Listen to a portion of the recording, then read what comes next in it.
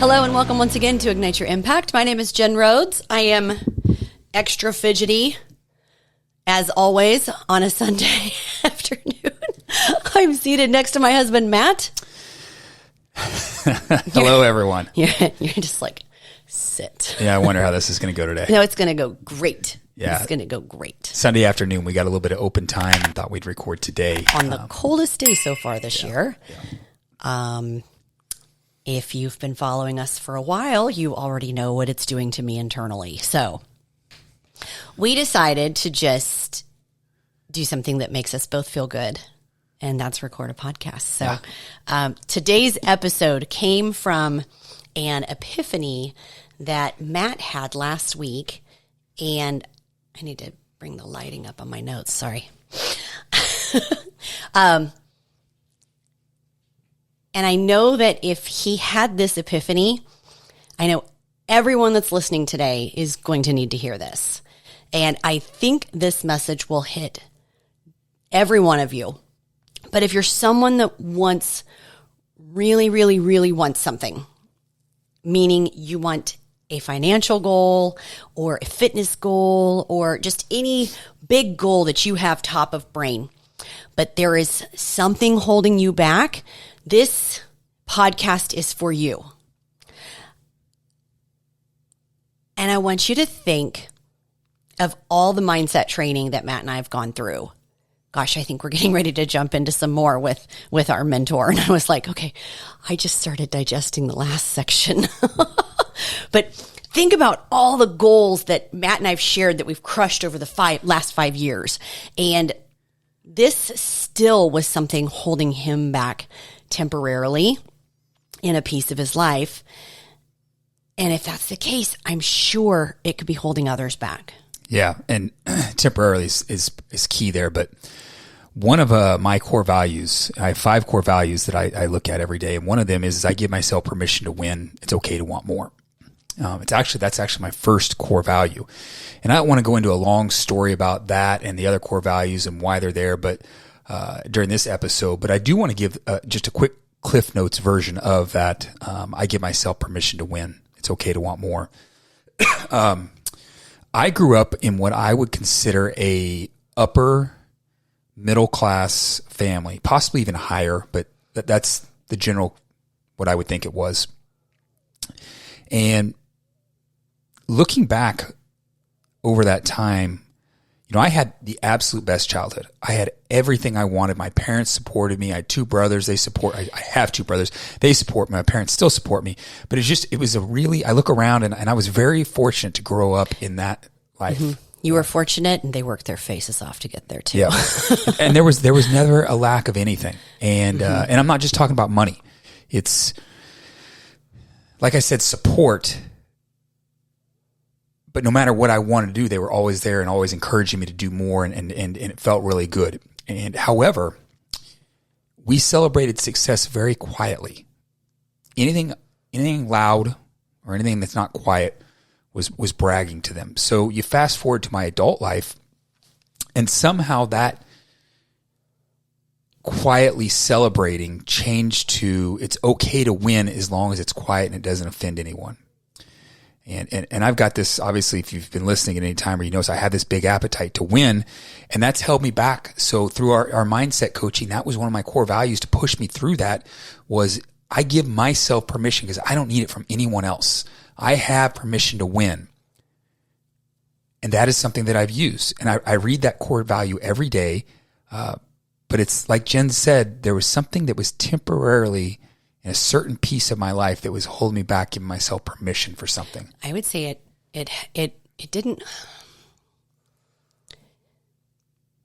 It almost turned into your own self-sabotage. Yeah, and that's what I'm going to get into here in a minute. Yeah. So I want to jump in real quick and make sure that our audience is going to follow the example that you're going to talk about. That's a good idea. Right? Yeah. Like, I want them to be able to parallel what they have in their mind right now with what you had.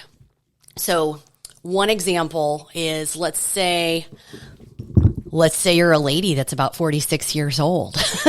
About? Is that exact? 46 and 6 months and 3 days. In your mind, there may be, with our age, a certain way to be, a certain way to live. And I want you to think about that. Is there certain areas that we've been told that we need to stay within at a certain age? Like, act your age. Like, you can't do that. Jen, you can't be a Swiftie. You're not a teenager. But either through our parents or our upbringing or our friends, or probably more so society. Like, my parents gave up the goal of trying to rein me in long ago. Yeah, I think it's a lot of it's programming through society today. 100%. Yeah. Yeah. I've even been served these ads on Instagram that's like, dress for your age. I'm like, go fuck yourself. But I want to jump into the financial one first. As a female, it's unique. Maybe even not okay to be a killer in business. Right? Yeah. Like, it's unique, but also sometimes it's frowned upon. You need to be reserved. And if you're married, the killer is supposed to be your husband. I don't know if this sounds familiar. I don't know if any of you are like flipping off your phone right now, because I'm like, in a relationship, you're supposed to let the man take charge when it comes to a lot of decisions. Even when you're talking about the bedroom. Ladies, I guess no matter what age, right? We're fed this societal norm that it's not really appropriate for you to be a killer there either. You know what I'm saying? Don't you share, Let's Mr. just keep Rhodes. rolling. Let's just keep rolling. But you know what I'm saying? Like, being very open with your sexuality. You just lock it up over there. But last, the most crazy one is how you dress and how you carry yourself. Now, it's okay to dress up and look nice, but not too much.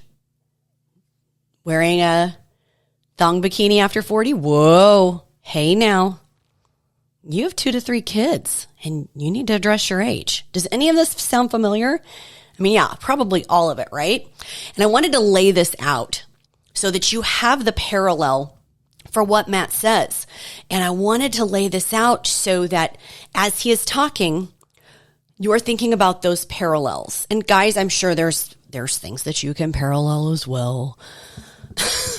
But as you listen, think about how crazy they are. Yeah, I would say for guys and gals, Jen laid that out perfectly for the women. But whatever it is in your mind that you think that what you're supposed to be doing, I guess that's supposed to be doing. That's kind of where I would frame that up. But she said that perfectly. And I want everyone listening to be thinking about deep down what you want, but you're afraid to say out loud. That may be what you're supposed to be doing or not doing, because deep down you feel it, but society says you can't say it. So let me jump into this. So 12 weeks ago, I think it's about 12 weeks ago. Yeah, 12 weeks ago, I started my bulk or my build for the winter, put on muscle. We've talked about this, a seasonal approach forever. And I gone through my maintenance through the summer, and now it was time to start building muscle through the winter. And then I start to cut right before summer and then go through summer. But so I was starting this about 12 weeks ago. It's very well planned out, meaning we know exactly when I'm going to start, exactly when I'm going to end. It's very, very efficient. I've also named it. What's that? Operation Thor. That's why he's got the beard. No. It's not why I have the beard. All right, I'm sorry. So, yes, 12 weeks. So 12 weeks. So I'm the first 2 weeks, you got to ease into it. We're just slightly raising my calories. At some point, they're going to be really high. And with any program, any phase that you're going into, you go in slightly. Just like when we talk about our rapid fat loss, the first couple of weeks it's slight, and you're just working your way into it. So after 2 weeks, I started to build up the calories a little bit, and I'm ready to go kill it. Jen said kill it earlier. Go kill it everywhere. And I get pneumonia. And I come down with pneumonia, and I was basically in bed for a week or two. And the doctor tells me, I got it right away. I figured it out. Tells me, hey, you need to be in bed for a week, maybe a little longer till your energy comes back. And then you're not going to be normal for 6 to 8 weeks. You're just going to be tired. So, which is correct. So I do my 1 to 2 weeks of purgatory in bed, and I start to feel a little bit better, and I start to go back to the gym. But when I do this, I take it super, super easy, meaning I'm not even lifting weights.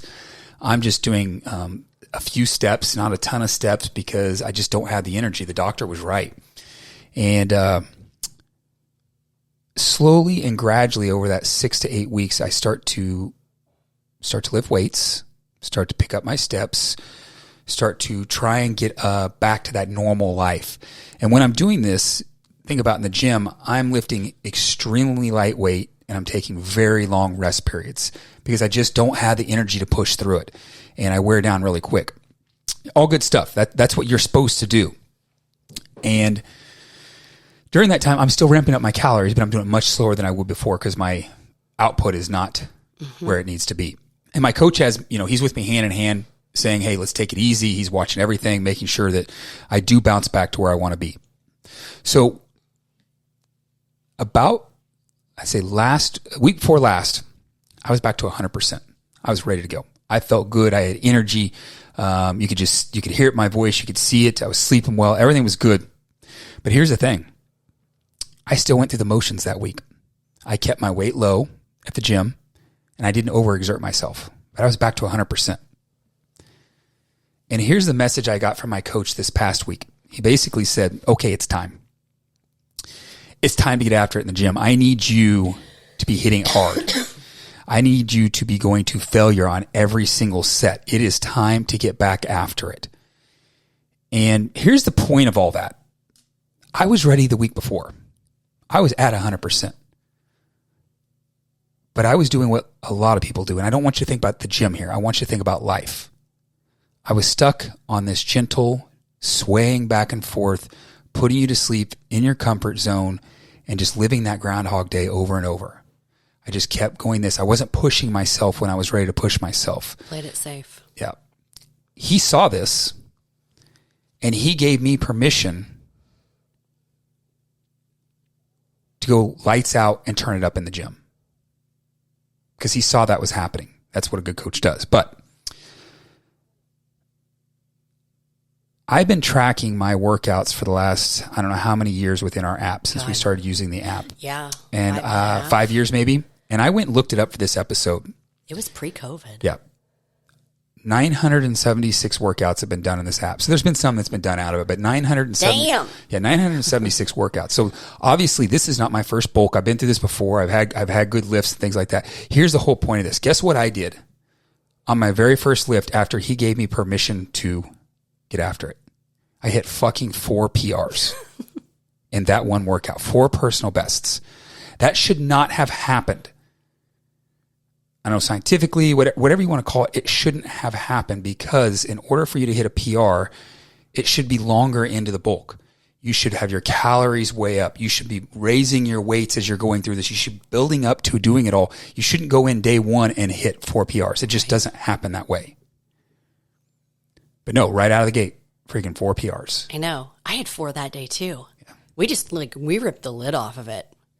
All right. Ladies and gentlemen, what are we talking about here? Yeah, pull this together because I know it's 2 separate things a little bit. Of course. Yeah. And it's not always about the tactics. It isn't always about the tactics. I know we try to give some tactical approaches about this. It isn't always about the perfect timing. It isn't always about the perfect set of circumstances. Sometimes you just need permission. That reminds me of the consult I had yesterday. Once I started talking to this guy, he was going through the motions and I want to feel healthy. I want to be able to play with my kids and and I was like, great. I still don't hear your goal. And I finally just got really quiet with him. And I said, if I made all my wishes and dreams come true, or all your wishes and dreams come true, what physique would you want? And it was I couldn't even finish the sentence. He's like, Thor. I was like, cool. I know how to do that. Okay, let's go. Now I have a goal. He just needed permission to say it. And everyone's got it deep down. That's what I was saying earlier. You have it deep down what you're thinking. You just aren't saying it out loud. Yeah.